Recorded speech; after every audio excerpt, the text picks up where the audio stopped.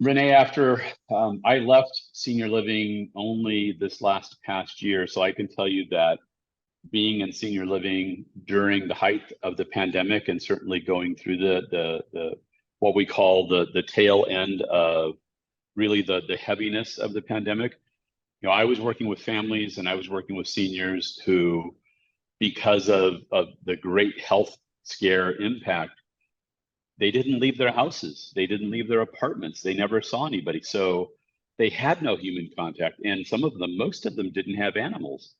So part of senior living has always been, the aging process lends itself to not engaging anymore because of social embarrassment about what I cannot do any longer, or inability to control certain parts of my being. And as a senior person, they tend to not go out and do things or engage in any kind of social connection. So very aware of that just from the industry that I've come from.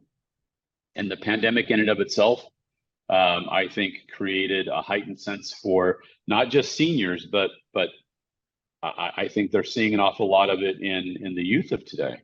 Mm-hmm. Youth that were, say, in middle school going through high school, and they didn't have in-person public or in-person instruction. And, those are formative years, not just for who you are as a person, but your ability to navigate the social construct.